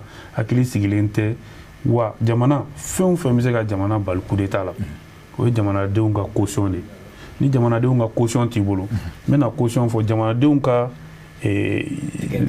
tigɛnkan dilen i ma n'o tɛ i mana kɛ cɛ o cɛ ye n'i nana cogoya sugu o sugu la o jamanaden kelen ninnu u ka dusukun fujinɛlen dan t'a la u b'i gɛn Mali la an y'a ye u taara président dɔ bugɔ fɔ Kuluba filanan o tun bɛna ni militaire tun tɛ i bɛ ka sisan b'a sɔrɔ an bɛ ka buguri de ɲini an t'a ye ala kana so niveau la basi tɛ monsieur Diabenta donc i bɔra ka i barokɛ ɲɔgɔn tɔ filaw la mais sisan nɔ i yɛrɛ bolo ni a fɔra k'i hakilinata de o fana la i bɛ mun sɔrɔ a fɔ bon ne ka hakilinata je crois que hakilinata kelen don kelen ye mun ye an bɛɛ ko Mali ko de bi bi in na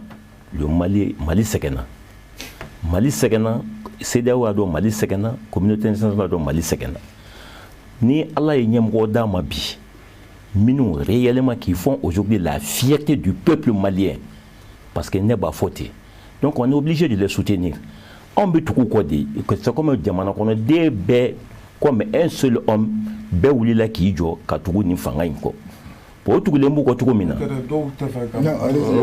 j'arrive ni ko ko bɛɛ parce que hali minnu bɛ yen n'olu t'a la c'est moi j'appelle ça la minorité comme a y'a fɔ cogo min ouais c'est la minorité parce que a y'a fɔ cogo min na Aïdara y'a fɔ cogo min na mon frère Aïdara fɔ cogo min na ko dɔw bɛ yen minnu ko élection ka kɛ février bon o tɛ dɔwɛrɛ ye o ne y'o fɔ n ka plateau bɛɛ kan partout où j'ai passé j'ai dit que c'est l'ancienne soi-disant majorité maintenant olu yɛrɛ mɔgɔw u caman dimi u dɔgɔyara sa han parce que an bɛ yɔrɔ min na bi caman ye ji ka bidɔn na k'i yɛrɛ ɲini u caman t'a la o dalu bɛ bolo a dalu bɛ o dalu tɛ maliyɛn bɛɛ bolo a dalu ko fana bɛna bɔ olu fana ma k'olu fana bɛna bɔ bon maintenant ne y'o de fɔ n ka plateau dɔ kan ko plan de l'indépendance a ma dabɔ M5 dama kama a ma dabɔ yɛrɛ wolo tɔn dama kama a dabɔra maliden bɛɛ kama n'u k'u bɛ bɔ so ye kɛnɛ ye u ka bɔ o de ye ala sago i sago. d'accord ok vraiment an bɛ a fo ka walima dɔn k'a jira k'a fɔ waati mun kun dira an ma mun ye fɛngɛ mais an bɛna kɛnɛ di téléphone cila fana ma. Je fais des tours de table. Oui, oui, bah, on va voilà, il y a format. On va essayer de. Parce que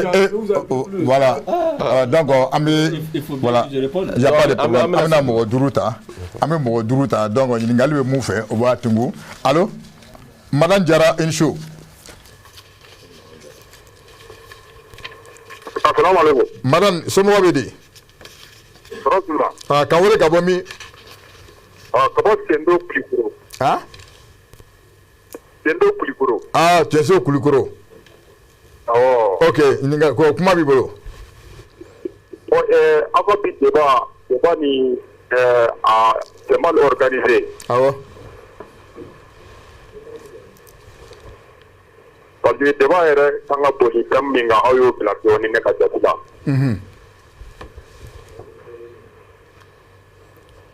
Haidara ke yɛrɛ ye kuma minnu fɔ o yɛrɛ tɛ débat yɛrɛ kan fiyewu.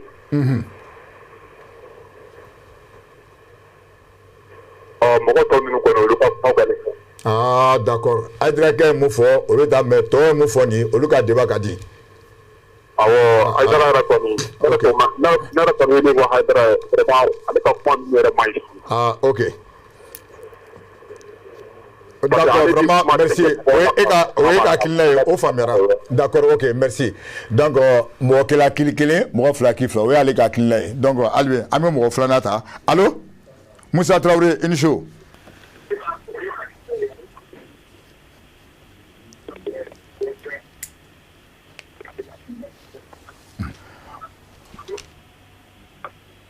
Allô? Ansou. Allô? Allô, Anso Morabedi. Voilà, vous venez. Mba Anche. Moussa Traoré doit. Ah ouais?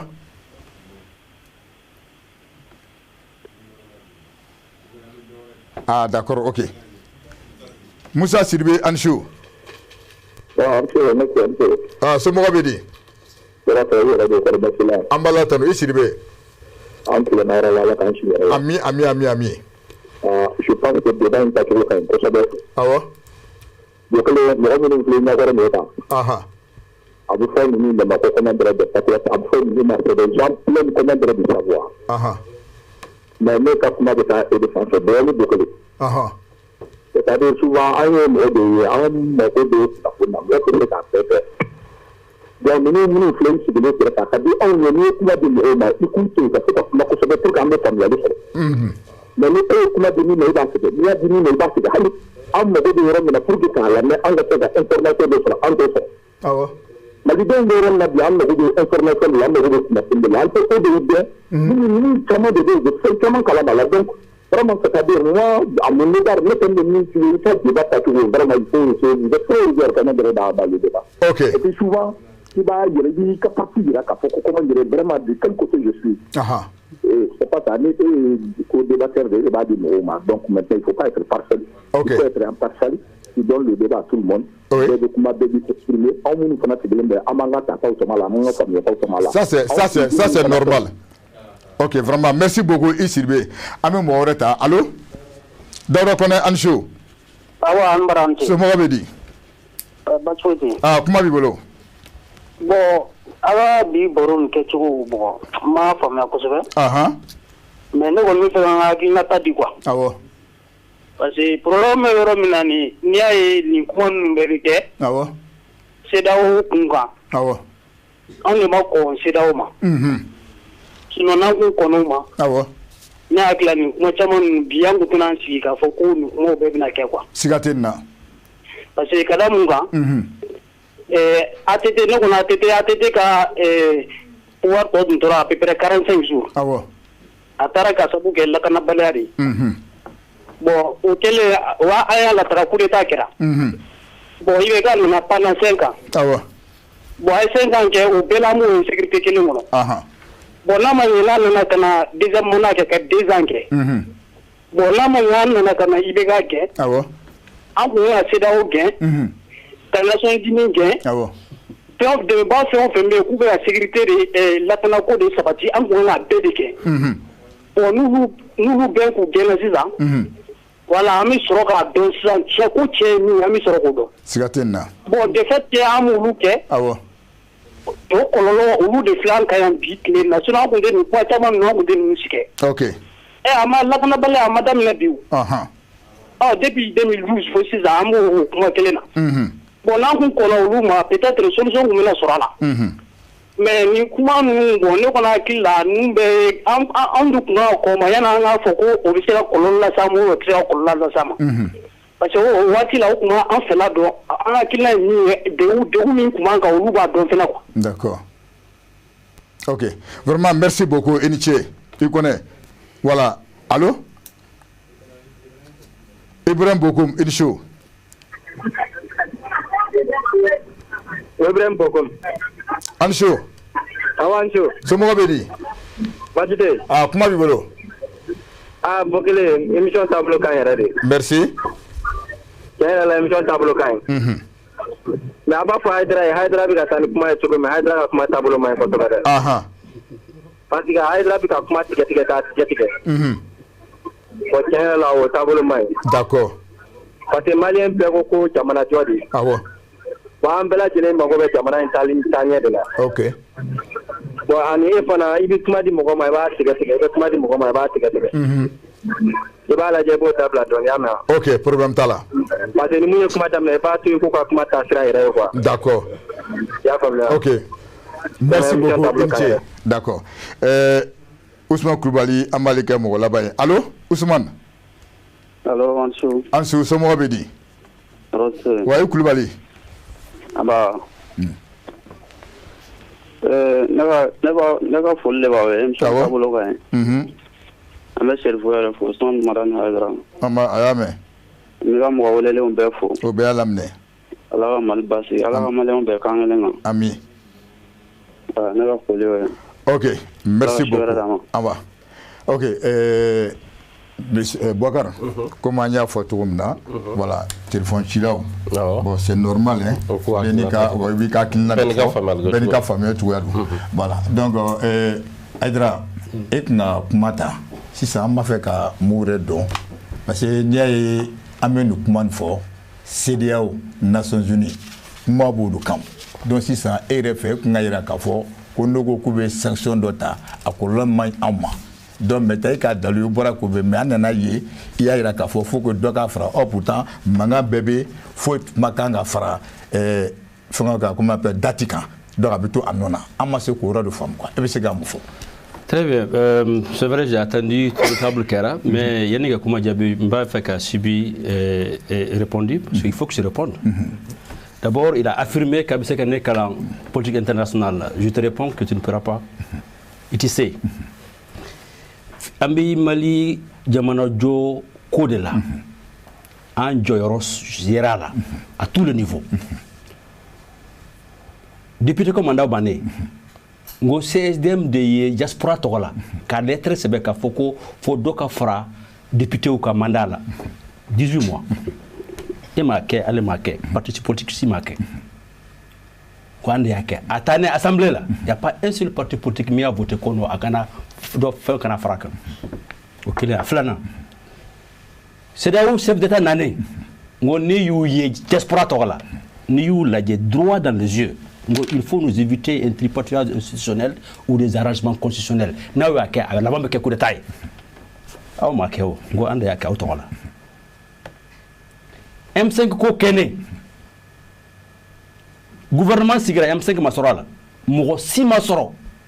k'a fɔ de façon découverte ko tant que M5 ma sɔrɔ gouvernement kɔnɔ gouvernement tɛ sabati e m'a kɛ ale m'a kɛ n ko an de y'a kɛ fasoden ɲumanya la an bɛ tiɲɛ fɔ c'est vrai mɔgɔ caman t'a fɛ k'a mɛn bi kɔlɔlɔ min bɛ se ka se an kan je comprends son inquiétude mɔgɔ minnu fan b'an lamɛn je le comprends mais n'a y'a dɔn k'a fɔ ko fɛn min bɛ se kɛ an na an b'o jateminɛ an bɛ se k'o kunbɛ cogoya min na an ka jɔyɔrɔ o de ye nin ye o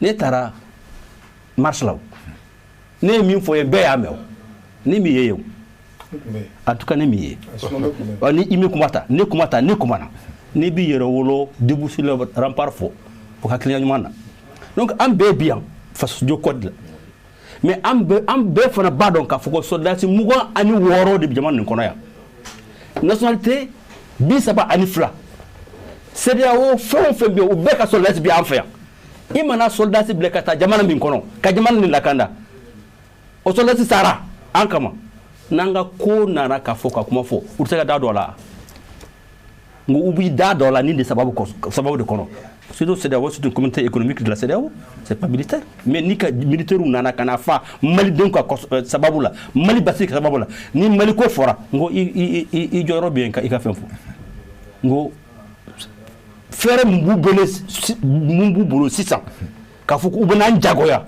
nko maliden bɛɛ de kan k'a faamu k'a fɔ ko an bɛ taabolo min na cogoya wɛrɛ si tɛ yen ni nin tɛ mais n'a ye nin minɛ min de bɛ kɛ kɔrɔlɔ ye u bɛ se ka min de k'an na n'a y'o jateminɛ k'a dɔn an tɛna se ka dabali kɛ moi c'est ça la position nous la diaspora donc bi bi na M5 premièrement te dire M5 seulement M5 de Tchogel soit dit que premier ministre il sait k'a fɔ bi k'a fɔ une transition soutenue il veut Assimi soutenir il Tchogel soutenir c'est pas possible c'est vouloir quelque chose de son contraire mais en fana mitinya fɔ Tchogel k'a fɔ ko ni ma ban ni waati nin na an tɛ place kɔ on est une société civile responsable en bolo cɛ nin kan ka gɛn mais a waati tɛ nin ye a kɛcogo tɛ nin ye maintenant ne bɛna dan o yɔrɔ la a kɔlɔlɔ an b'a bɛɛ mɛn ni ala sɔnna le dimanche prochain. Oui, mais sisan ne tun bɛ yɔrɔ min yɛrɛ kɔrɔ là an bɛ ɲɔgɔn faamu parce que il faut que mɔgɔ ka fɛn dɔ faamu ni débat nin an bɛ bɛɛ de wele parce que Mali ka di bɛɛ ye mais notre problème c'est quoi? C'est le dossier CEDEAO Nations Unies. Parce que en bɛ k'a fɔ ko non CEDEAO an mago t'a la an m'o ɲɛɲini Nations Unies an t'o la mais kɔlɔlɔ min bɛna na nin kɔfɛ comme les sanctions est-ce que vraiment la an bɛna se o sanctions ninnu kɔrɔ wa? Non, an tɛ se. Voilà, si on peut, non, après je te donne la parole, je te prête. Voilà, parce que comment conclusion mouillé. Parce qu'en bas c'est nous nous la section mouta. Nambena, amena colon ninku. Je dis bien. On s'attend quand même aux sanctions. Bien sûr. Introduction de voyage et gel de biens et peut-être même des sanctions. Individuelles ou bien. Individuelles. Oui. Alors, maintenant pour lui qui a fait le je sais international, voilà. Est-ce qu'Alain Badon, quand faut qu'on charte de l'année, n'est tout bien. Je fais partie de ceux qui ont, il était là-bas, la charte. Aïe, min foye.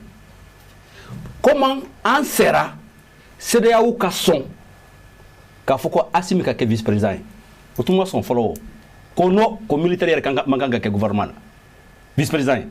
On a passé par une méthode diplomatique. En sera Tchogoudi, CEDEAO ils sont assimilés avec quel président. Nous sommes des acteurs, nous ne sommes pas des observateurs. Ok. Minale. 500 minale. Ne hakila fait mimbe ke 600. Aya damne abikela pour que doka farakan. Utina banka do farakan. Kalo saba, kalo woro. Andu anga problème yorom na. Antina son kalo saba ma. Antina son kalo woro ma. Parce que kalo saba, kalo woro, se déplacer le problème. Antina foy de yenabo, kalo woro kon nana. D'accord. Donc ni 500 beke. Oye sigi yorom saba. Interdiction de voyager et gel des biens. Mais il y a aussi ça au Cameroun ne m'a passé monter Maldin Bede. Mais gouvernement, chef de gouvernement a tombé que fort de que district. Chogel tombe que fort de que district. Ni 500 kara. Donc vous n'y chez le ma tout n'y chez population. Non. Ou bien sur le ma. Ah nous tout faire caca. Aflana. Et vous savez frontière nous tout. Ni carburant ko yorete ou ka tout yere. Mais au Damado fenêtre là de. Hein? Adamandoula. Les sanctions là. Je veux qu'il n'a qu'à parler. Importation de Abidjan, Côte d'Ivoire et Sénégal. Et Emmanuel Macron et Alassane Ouattara il y a 3 semaines. Où est le monde comment fait?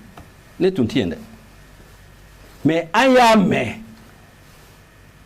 que la France a réduit 80% de la dette de la Côte d'Ivoire. 1000 milliards. Qu'on a une frontière tout 600. D'accord, ok. Le Sénégal, où 65% de nos importations, avec le Sénégal de Fanfelal. Si le Sénégal trouve une solution, nous, le Sénégal, la solution sera. Il y a une semaine, ni dimanche. Il faut tout boler la frontière. D'accord. Le Sénégal, d'accord. La Guinée, Outara. La Guinée a dit clairement, où Outna. Pour la frontière tout ou une malité mais il y a eu changé que la Guinée vous accompagner tout ça mais en retour Guinée gouvernement en retour Guinée gouvernement doit être solidaire à la décision de CEDEAO contre le Mali. D'accord, ok, voilà pourquoi j'ai posé la question parce que Amina 500 mouvements que Bouakar faut que moi ka famu parce que Amé fois a invité Kana pour voir Amina comment d'amo maintenant Amina c'est ça a ka client mouillé 500 nous on a 500 il y a la S Amina c'est beaucoup comment on appelle Amadou Traoré comment be bolo Bokile ala kan kisi sanction ma ne ma dala ni sanction on met en cas. OK. Regarde dans le jume. Mena na oui comme ma giringirili ma no ne ma ko so odla ni ma obi nyona men siga mo ko laje daga jamana de umba na medo ma go ba nga kuma no sanction te tan kama mun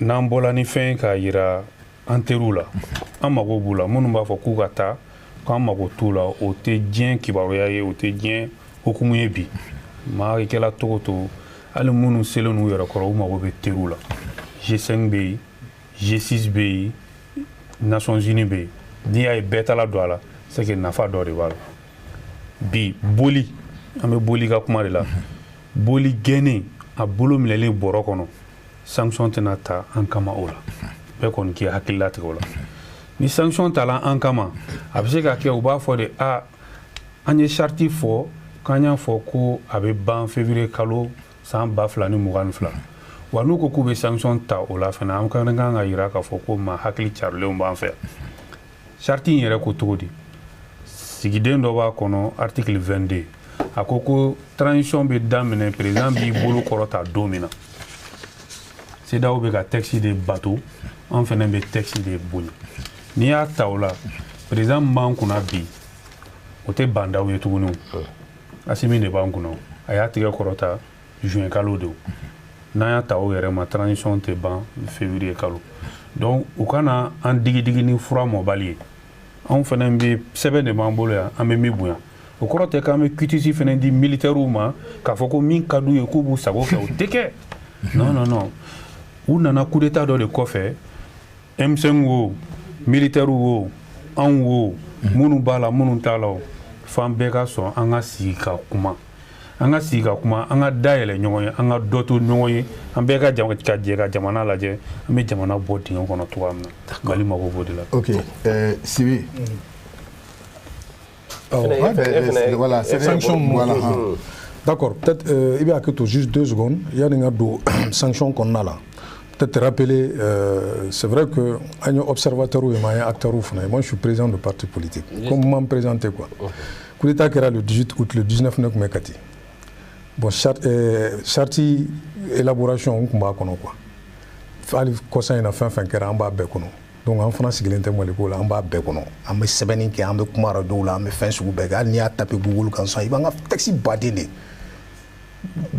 think tank yɛrɛ bɛ tilen k'an wele k'an ka baara k'u ye mais a ma ne intéressé voilà donc o tun ye parenthèse dɔ ye i b'a dɔn diɲɛnatigɛ la a bɛ fɔ ko les postures n'i ye problème ta san k'a bila bɛɛ n'i ka yecogo de bɛ problème na bon anw ka yecogo ye min ye an bɛ Mali ka yɛrɛma hɔrɔnya kɛlɛ de la an bɛ se k'o minɛnw sɔrɔ les éléments d'exercice de notre souveraineté an bɛ se k'o sɔrɔ cogo min na à quel prix o tɛ anw kunkolo kɔnɔ an t'o question poser quoi c'est pourquoi kumaw kɔnɔ peut-être an tɛ ka ɲɔgɔn ye sinon ni théorie ni fɛn ninnu don kuma cɛ ɲɛ o ye ne ka baara de ye n b'a mun k'a d'i ma an bɛ tɛmɛ mais n'anw b'an faso makaran na an tɛ kuma mun k'a di mɔgɔ ma sinon ne bɛ se o la o ye n ka baara yɛrɛ de ye n bɛ se o la quoi ou bien n bɛ se ka n'a dira a tɛ ɲɛ sira la n tɛ kuma mais n'an nana plateau kan ko ka kuma Mali ko la Mali bɛ yɔrɔ min na bi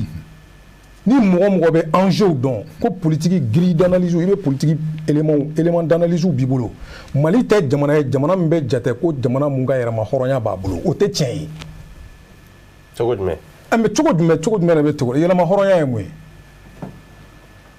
lakana i ka se i ka territoire jamanaw ka fɛngɛ les éléments constitutifs d'un état territoire autorité politique i ka fɛn camanw diplôme fɛn o fɛn an tɛ se k'an ka jamana lakana wa an bɛ gɛlɛya min fana kɔnɔ hali o fɔ yɔrɔw la an t'i wele yen kuma bɛɛ an ye san 8 k'o la an bɛna don a san 9nan kɔnɔ bon coup d'état nana kɛ ni fanga in nana falen u la Choguel Kukala Mayiga ye o premier ministre ye bi olu nana u yɛrɛ di k'a fɔ ko an ka baara daminɛ yɔrɔ dɔ la fɔlɔ o ye jumɛn ye le leadership national aw bɛ fɛn fɛn fɔla sécurité ma daminɛ sécurité bɛ ban bi de a tɛ ban bi o a tɛ ban sini a tɛ ban sinikɛnɛ mais i bɛ baara daminɛ yɔrɔ dɔ de olu taar'u ɲɛsin problème ju de ma k'a fɔ d'accord instrument fɛn fɛn bɛ sen na sisan anw y'olu sɛbɛn ka tɛmɛ o ne b'a dɔn hali n'an ye san 100 kɛ nin na a tɛ ɲɛ parce que dɔwɛrɛ tɛ an tɛ kolon fili mais an bɛ jateminɛw kɛ ko minnu kɛra yɔrɔ wɛrɛw la n'an y'olu fara ɲɔgɔn kan ani k'an sigi Ala ye hakili fitinin min d'an ma an b'a faamu k'a fɔ minɛn minnu filɛ an bolo a tɛ taa n'an ye yɔrɔ si donc nin gouvernement Choguel ka gouvernement ye o de faamu u bɛ fɛ ka u yɛrɛ de ka ko ninnu kun minɛ yɛrɛ fɔlɔ Mali fanga yɛrɛ ka se ka Mali ko yɛrɛ ta fɔlɔ ka k'a ta ye bon ko dun bɛɛ bɛ daminɛ yen nɔ de c'est un gars de kɔlɔlɔ kɔn sisan tout à fait maintenant i bɛ kɔlɔlɔ ko kuma min ma k'a fɔ ko CEDEAO moi je vois mal voilà k'a fɔ ko nin kama président fɛn fɛn bɛ CEDEAO jamana ninnu kunna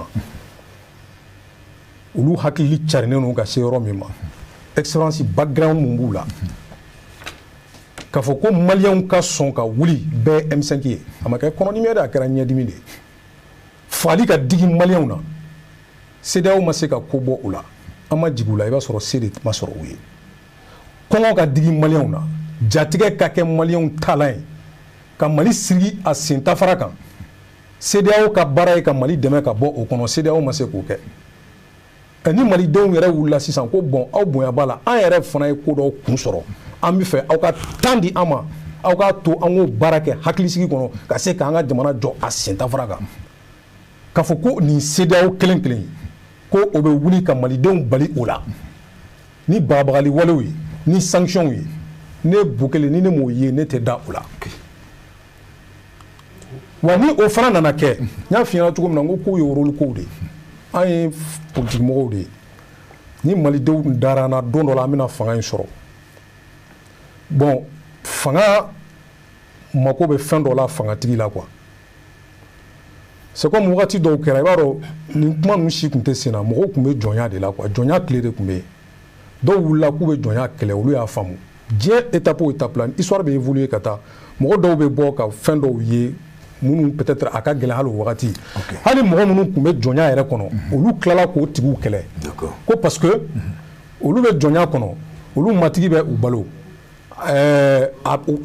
u bɛ si a ka so donc olu ɲɛ b'a la n'olu nana k'u bɛna jɔnya ka bɔ jɔnya kɔnɔ sisan ka kɛlɛw daminɛ i b'a ye kɔngɔ bɛna olu minɛ siyɔrɔko bɛna olu minɛ o de tun ye olu hami ye mais mɔgɔ minnu tun bɛ jɔnya kɛlɛ la olu hami tun t'o la olu tun hami ye u ka hɔrɔnya de bon bi ne ka hami tɛ ko kɔngɔ bɛna minɛ dɛ ne ka hami ye n ka se ka malitondenw bolo an mɔdenw bolo minnu bɛ se ka balo hɔrɔnya kɔnɔ ka sɔrɔ u bɛ se ka jamana in u bɛ se k'a dilan ka bɛn ni u yɛrɛ ye i n'a fɔ an ɲɛ b'a la diɲɛ jamana caman u b'u yɛrɛ sago la donc Bokele an ka faamuyali ye o yɔrɔ de ye. Ok, Karabenta pardon Jabenta voilà.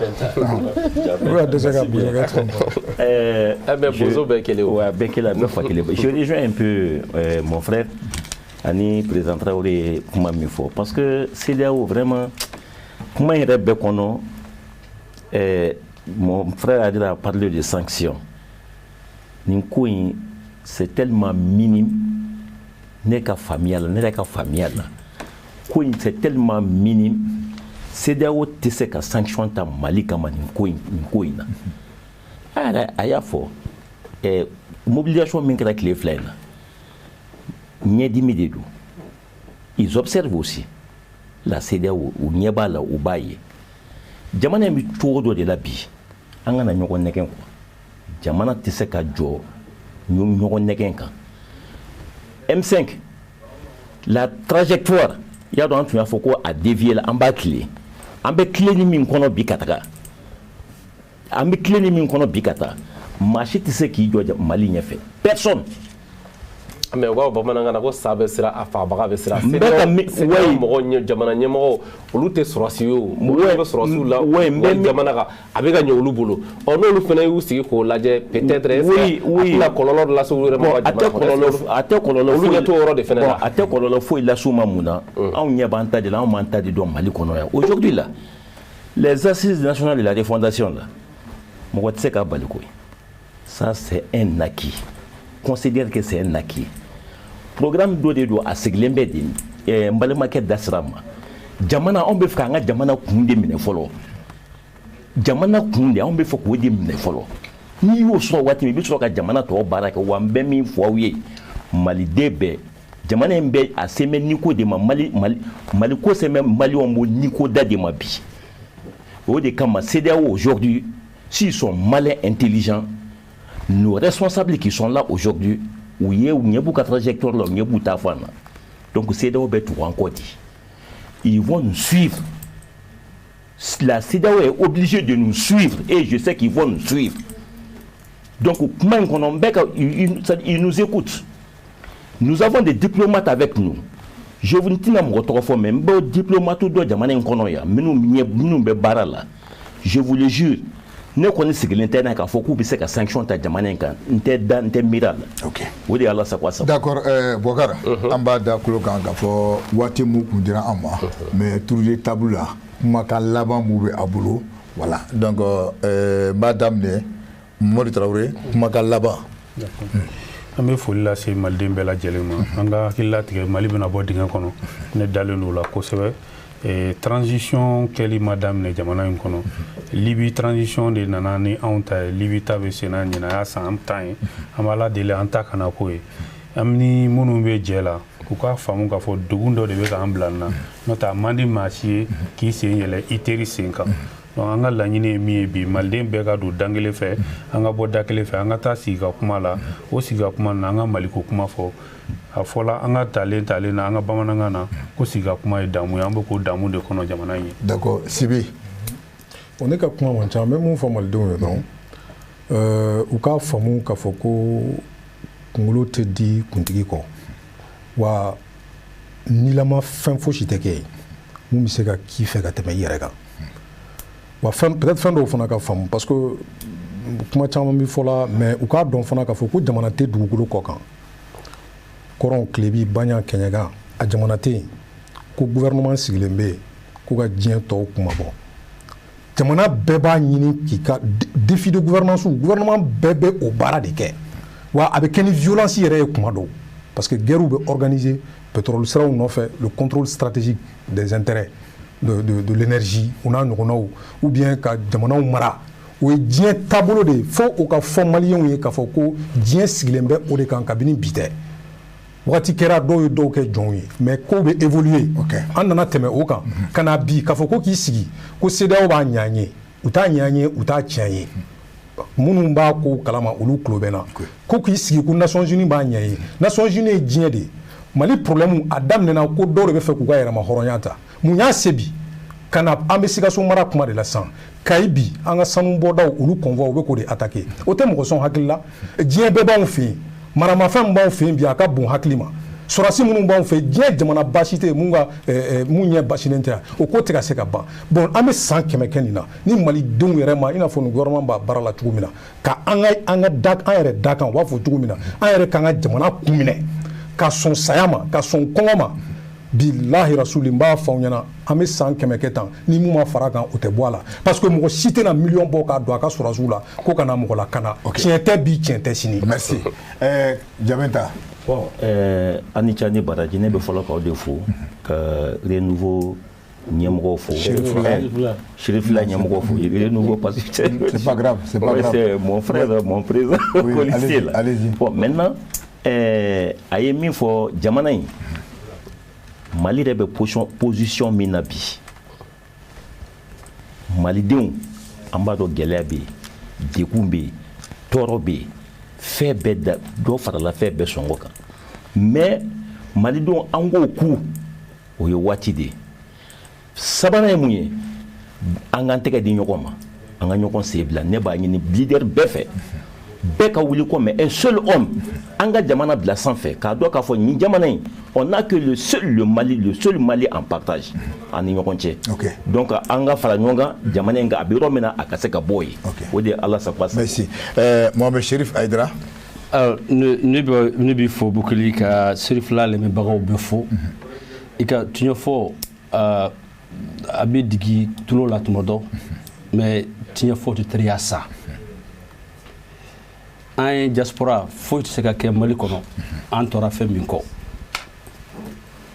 Badaw ni Asimi sigidon an tun bɛ yen diaspora tɔgɔ la an y'a fɔ diaspora bɛɛ ye marche kɛra kunu Paris n b'u bɛɛ fo u b'u waleɲuman dɔn dɔw wɛrɛ an b'a organiser a bɛ kɛ Bruxelles Union européenne da a kɛra Canada kunu an bɛ Soumaïla B Kulibali fo ani africain fɛnw fo nana kana ma dɛmɛ an bɛ marche wɛrɛ fana organiser Nations Unies la semaine min natɔ k'a fɔ ye k'a fɔ ko o de ye maliden hakilinata ye u y'an tɔn ka hɔrɔnya ye ani ka danbe ye maliden ka ca yɔrɔ min na o de ye Côte d'Ivoire ye maliden kelen a filan sigilen bɛ Côte d'Ivoire an b'a la ka marche fana organiser Côte d'Ivoire k'a yiriw la k'a fɔ ko diaspora bɛɛ bi transition nin kɔ diaspora bɛɛ b'a fɛ ka nin transition nin to a ka fara kan alors ne bɛna fɛn min ɲini malidenw fɛ bi kuma fɔli ka nɔgɔ dɛ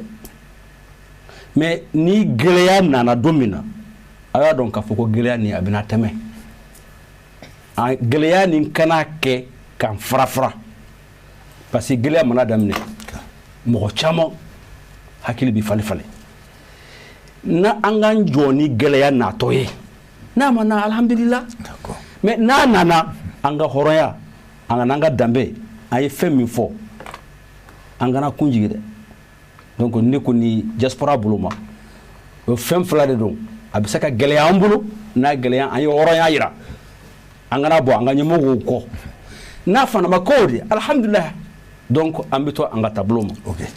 Voilà. Boubacar laban b'i bolo an bɛ kuma kun cɛ. ok an bɛ foli bila min ye an ka invité ma sabula an y'u wele ka na jigi min kama o ye jigi fa sabula o y'u hakilinata di jamana kunkanko kibaruyaw la maaw bɛ se ka faamuyali sɔrɔ a la cogoya min na bi su in na an ye hakilina min ta ka ɲɛsin o ma donc an b'u fo k'u waleɲuman dɔn ka Chérifula filɛbaga bɛɛ lajɛlen fo. n'o tɛmɛna ka bɔ yen an y'o de fɔ an ni mun jɛnna ka baara nɔgɔya an ma kosɛbɛ badabada foli an bɛ to Bankɔni na mun ye Ousmane Sogore Chérifula directeur do an b'a ale fo n'an bɔra an bɛna Moriba Buya responsable technique Buya Kulubali an bɛ i fo Mohamed Keita an bɛ fo Adama S Kulubali k'a fo Bala Traoré n bɛ fana fo Boubacar Jabate an b'a fo n'an bɔra an bɛ taa régie la maa naani bɛ yen Siaga Kulubali Aboka Traoré NB an b'i fo Didi Bokoum ani Solo Jara n'an bɔra yen dɔrɔn mun ye Sekoma Sisogo ye Baru an bɛ i fana fo n'an bɔra yen an bɛna duguma mun ye gardien ye an b'a fo kosɛbɛ o ni Chérifula chauffeur-kɛw an b'a fo la garde nationale an b'a bɛɛ fo n'o bɔra yen dɔrɔn an bɛ sin ka na jɔ fo an ka musokɔrɔba filaw Asa Sɛnpara Nayini ani Baymana Sumonu an b'a fo Dramane Traoré Banama Place n'o tɛmɛna ka bɔ yen ka kun cɛ ni jɔn ye Ousmane Cherif Madane Aïdara ni Ala man ka jɔn jira n na dimanche wɛrɛ ani invité wɛrɛ an bɛna ɲɔgɔn sɔrɔ nin kɛnɛ kan a k'an bɛn dimanche prochain merci.